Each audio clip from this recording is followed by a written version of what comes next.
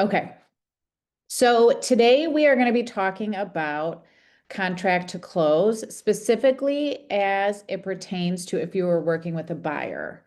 And we typically focus our training on buyers, mostly because as a new agent, there's a greater likelihood that you will be working with buyers first, versus sellers. But the good news is a lot of the process is the same and the resources that you can leverage are the same. But today we're just going to be focusing on buyers. And to also let you guys know too, I will send you after this a PDF of the slides so you've got them. So our objectives for the next, I would say, probably 25 minutes. I'm going to give you a very high overview of some of the steps that you should take to get from an accepted offer to closing, as well as just a few of the resources that might be handy for you during the transaction as well. One thing that I want to note, this is not a deep dive into zip forms, DocuSign, or Command. We do have that training actually coming up this Thursday at 11 with Lindsay Vranick. But we won't be getting into the soup and nuts of those three platforms. Really just, again, this is a high level overview. So what we will cover is a document that you can find on the KW Realty MKE website, our accepted offer checklist. And then I'll also just give you some suggestions and tips around dates, deadlines, communications, and some of the things that you could use along the way in terms of resources. So if we just get right into it, we know that there are many people that can be involved in a transaction, just beyond just you and your clients. There's the other agent, there's the seller, there's a lender if your buyer is getting financing. There are title companies, and sometimes there's a different title company for the buyer, and sometimes it's different for the seller. There could be home inspectors, transaction coordinators, there's an appraiser. If the home is currently being used as an investment property, there might even be a tenant that's living in the home. And honestly, too, I've seen this come up a lot where your client is your client, but sometimes family members like to get involved in conversations and parts of the process as well. So there's just a lot of people that could potentially be involved once you get an accepted offer, and how you get all of these people involved and how you get them to closing is really being the calmest person in the transaction and kind of serving as the quarterback. So in order to help streamline and really get the transaction to closing, there are a few things that you're going to need. We use zip forms to draft all of our documents, and then really you'll need DocuSign as well if you're going to be using that to get e-signatures. But Command is really important during this part of the process because you'll be uploading documents that are getting fully executed. You'll be uploading those into Command for compliance review. You're going to use your Google Suite, whether it's your Gmail, a Google Calendar, or Drive to hold and house files. But as I mentioned earlier, we'll be focusing a lot on these checklists that we've created for you. And then another resource or website that I like to use to help with dates and deadlines is timeanddate.com. So I'll show you how I use that in a second. So really the first step in, what happens after you get an accepted offer is I would immediately go to KW Realty MKE and head to our new associate resources section and look for the listing and buyer checklists. So I'm going to walk you guys through that now. It's within the Agent Hub. And can you guys see my KW Realty screen? Okay. Yeah. Okay, perfect. Yes. I'm going to scroll down. New associate resources, they're right here, listing and buyer checklists. So we've got a PDF that you can download. It's 3 pages. The first page is if you have a new listing, what do you need to do? The second page is what do you need to do once you get an accepted offer on your listing? And then the third page is what do you do when you have an accepted offer when you're working with a buyer? And this is really the day or the page that we're going to be focusing on today. So if I go back to that or back to our slides here, the first 24 hours after getting that offer accepted, in my mind, is the most important 24 hours of the transaction. And the reason being is one, your clients are really excited that they got their offer accepted. And there's also not only excitement, but a little bit of apprehension as to like, okay, now what do we do? So communication is really important.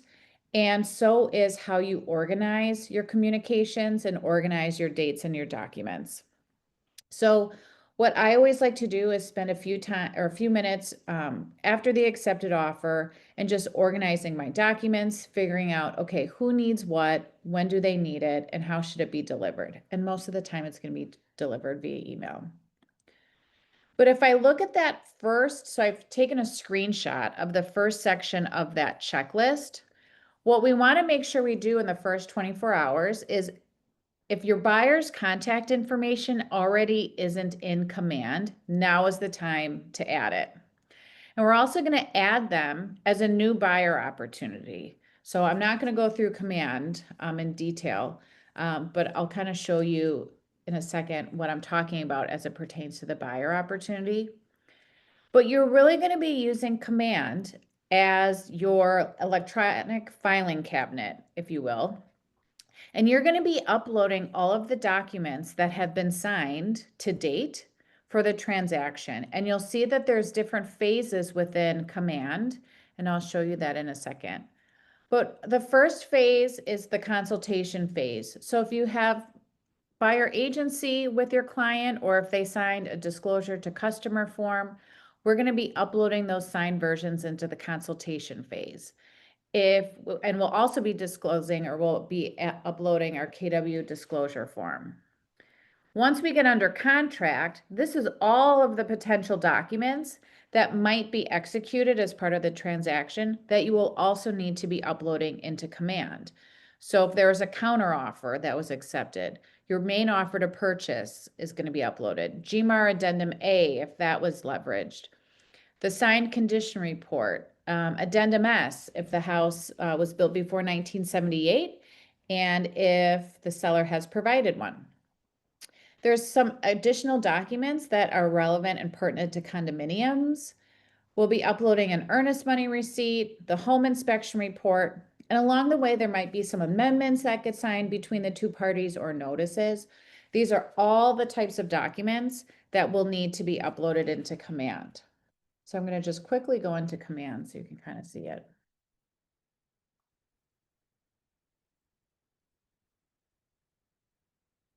So if I go into one of my transactions, let's go to, we'll go to this one. Okay. Over here on the left-hand side are a bunch of icons. And when you have your buyer, a new buyer client, you're going to need to create an opportunity. And that's here, the handshake icon. When you hit create an opportunity, you'll be putting in the buyer's contact information and then the address where the home is that you got the accepted offer on.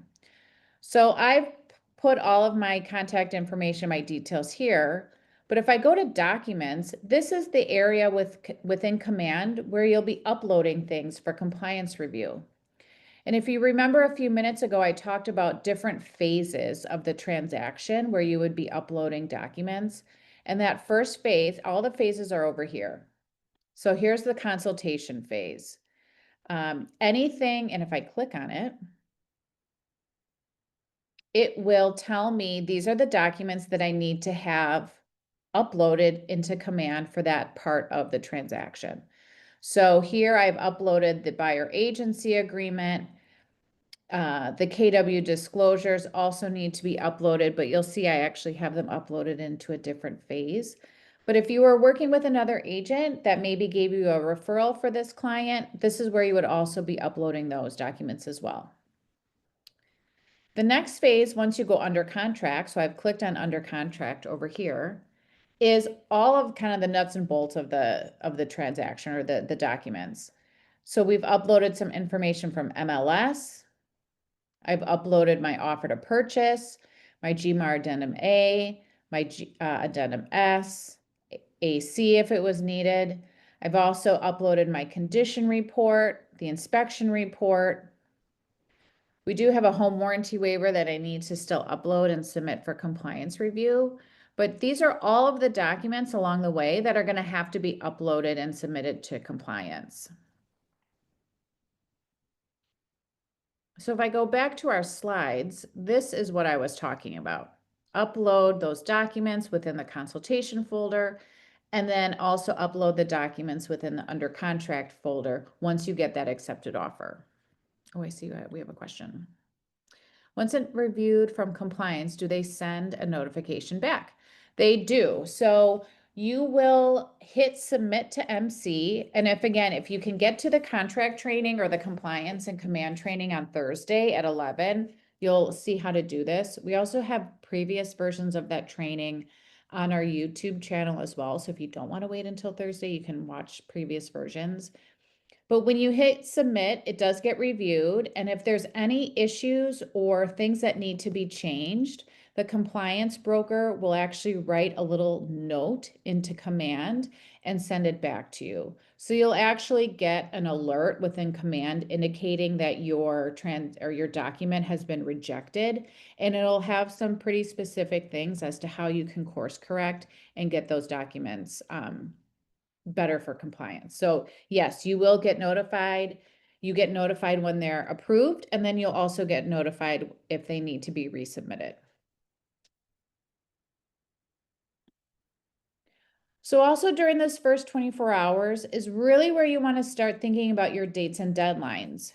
So if you recall the offer to purchase, all of our dates and deadlines go into effect the day after binding acceptance has taken place. So let's pretend that our offer was accepted yesterday.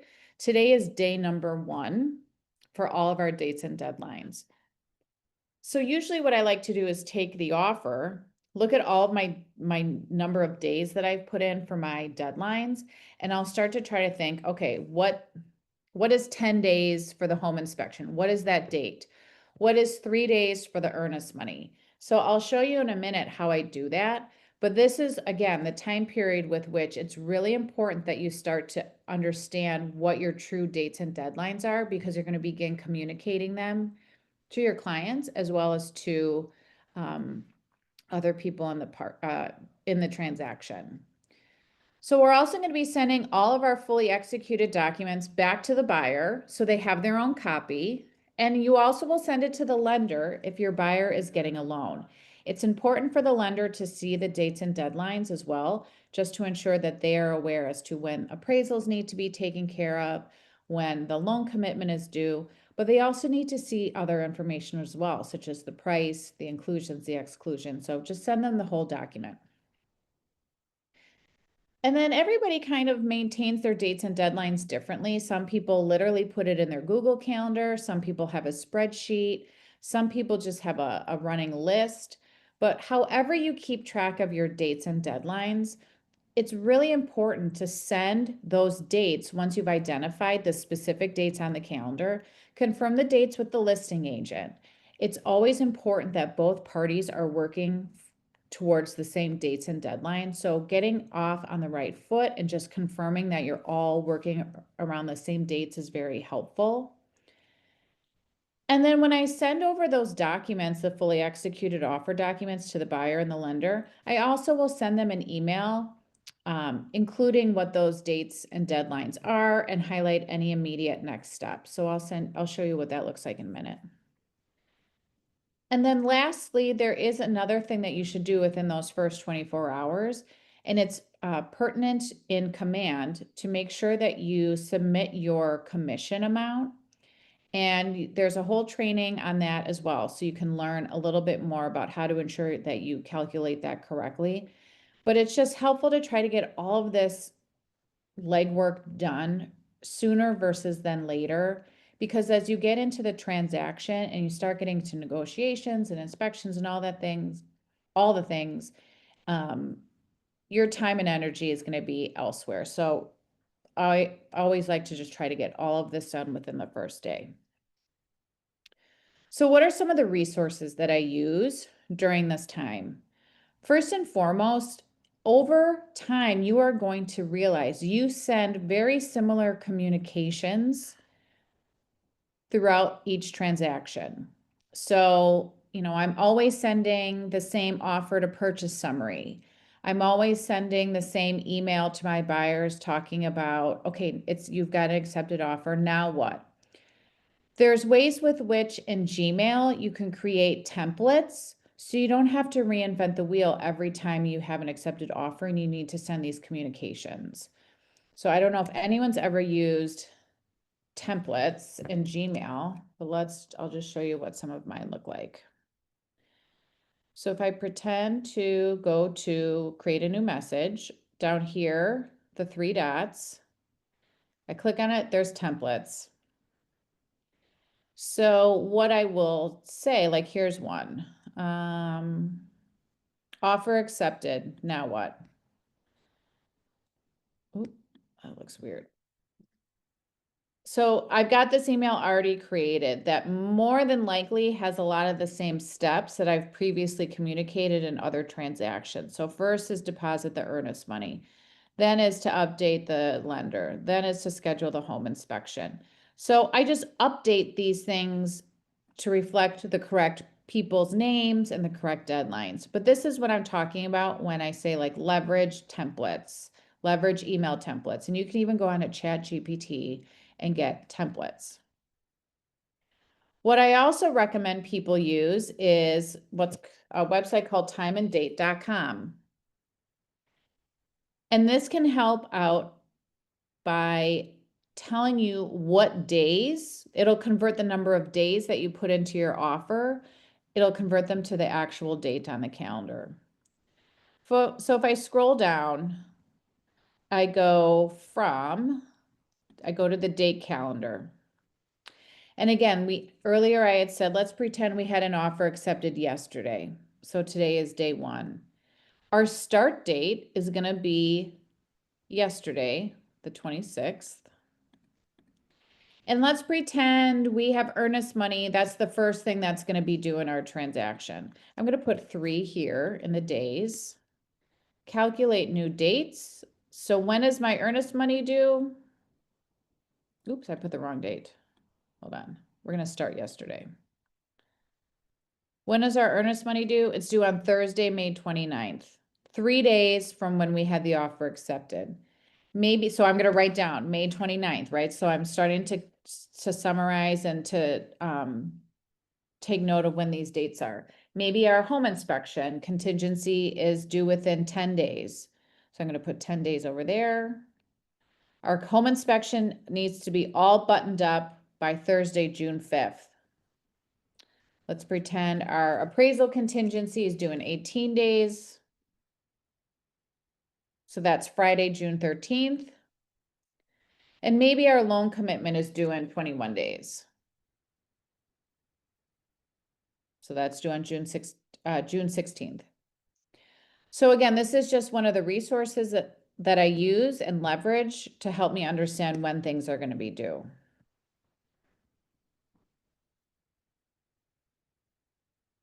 Remember, please confirm dates and deadlines with the listing agent. It truly does help, especially if you have some language in your offer that talks about if a deadline falls on a holiday or a weekend, and that automatically bumps that deadline to the next business day. Sometimes listing agents don't catch that, and that can actually be a matter of 1 or 2 days difference when a deadline actually might be due. So I always just email the listing agent a bullet pointed list of those dates. I also tell the buyers, my clients, after they get that offer accepted, you're going to be inundated with questions from the lender. The lender's going to need some additional information from them. I'm going to be sending you information as it pertains to next steps. I just let them know that the next 24 to 48 hours, there's just going to be a lot of people involved and they might have a lot of things that are going to be their responsibility. And it's only natural if they have questions. So I like to try to schedule 15 minutes a day or two after the offer gets accepted just to review the next steps and the dates and deadlines.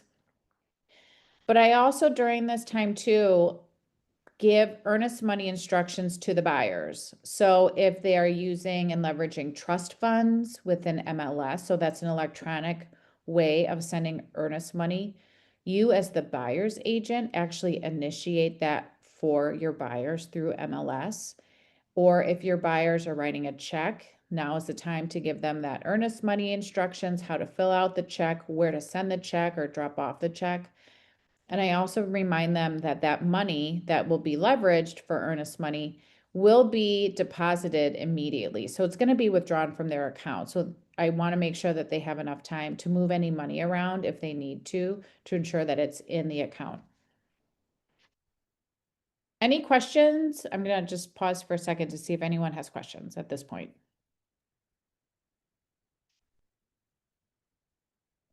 Nope. Okay. Then I kind of listed the next phase as days 2 to 25-ish. It all really depends on when your closing date is and then when those deadlines are for some of the contingencies that might have been included in your offer. But really, like, one of the first things that I'm also doing is ensuring that the home inspection gets scheduled. I will email a list of recommended inspectors to my buyers and ask them to get that scheduled as soon as possible if it's not already done. Once it is scheduled, I make sure that I communicate that date and time with the listing agent so they can inform their sellers accordingly. After you do get the home inspection report from the inspector, you should be sending that report. And if you had any testing done at that time too, you can be sending those results to the listing agent. I'm also uploading any of those documents that I might be receiving during this time into the under contract folder within Command. I like to stay in contact with the lender. A good lender will also be keeping you updated as well on the status of where your buyer client and the lender is with getting the necessary paperwork filled out and getting the appraisal ordered. But I always want to make sure that I'm staying in contact and I understand when things are getting scheduled and that the lender is going to be on track to meet my loan commitment deadline. Once I do have that loan commitment, I'm going to be sending the listing agent the final commitment that's been signed by the buyers. And during this time, if there was any repair work that might have come out of the home inspection, maybe, somebody needed to fix something. This is our time too to make sure that your buyer, we get from the seller and the listing agent any copies of lien waivers, invoices that have been paid for the work, and any permits that were pulled. You get that from the listing agent, we send it over to the lender, and then we also send it over to the buyer's title company because all of that information will be important for them to know prior to close. One hot tip, do not send the home inspection report to the lender. So it's okay, and you should be sending the home inspection report to the listing agent, but the lender does not need to receive a copy of it. If you do have negotiations taking place where there's repairs being made, or maybe there's you're changing the closing date, or you're changing another deadline, you're going to be using either an amendment or a notice to execute those changes. Don't forget to upload any of those new documents into Command because those are super important for compliance to review to ensure that they've got everything that is the latest and greatest pertaining to that transaction. I mentioned, scheduling the home inspection and alerting the listing agent as to the day and time that that's going to be taking place. It's best practice to actually schedule the inspection and align showings or showing time, depending on whatever platform the listing agent's using. But you can schedule it like you would a showing, but there's actually a drop down in each one of those platforms indicating, is it a showing, a second showing, is it an inspection, is it an appraisal? So it's just a nice way to officially submit the request, and that also should be relayed then to the seller as well, so they know when that's going to be happening. Also, during this time, the title commitment is going to be emailed to you as well as to your buyer clients. Make sure that you guys review. Make sure you just forward it over to your buyers as well in the event that the title company might not have sent it to all of the buyers involved in the transaction. But I always tell my clients, if there's specific questions regarding the title commitment, let's get the title company on the phone and have the experts answer the questions. I'm not a title expert. I find title to be sometimes still a little bit mysterious. So I don't want to speak out of turn and give any wrong information. So I just try to connect my buyers with the title company if they do in fact have questions. And then about a week to 10 days prior to closing, you're going to want to make sure that your opportunity in command, all of your documents have been approved. If the closing date has changed, make sure you change that in command.